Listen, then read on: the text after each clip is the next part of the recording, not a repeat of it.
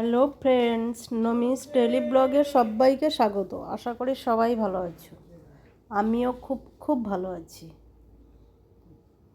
আজকে রেসিপি নিয়ে চলে এলাম ভোলা মাছের ঝাল। দেখো, প্রথমে আমি মাছগুলোকে নুন হলুদ দিয়ে ম্যারিনেট করে নেব। তারপরে মাছগুলোকে একটা প্যানে আমি ভেজে নেব। মাছটা আমি হালকা করে ভাজবো, বেশি কড়া করে ভাজবো না। আর ঠিক এইরকম লুক আসবে ভাজার পরে। তারপরে মাছ ভেজে রাখা তেলের মধ্যে দিয়ে দেব একটা পেঁয়াজ কুচো।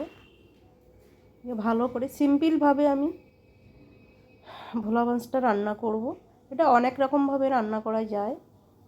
দিয়ে দিলাম নুন হলুদ, আর দিয়ে দিলাম লঙ্কা বাটা আর সামান্য জিরে। ভালো করে মশলাটাকে আমি কষে নেব।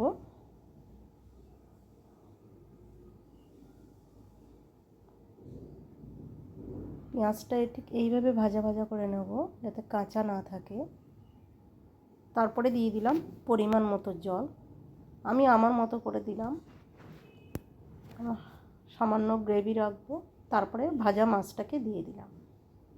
আর দেখো, ঠিক এরকম একটা লুক আসবে।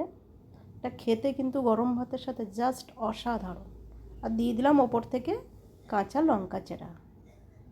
দেখা হচ্ছে নেক্সট ভিডিওতে।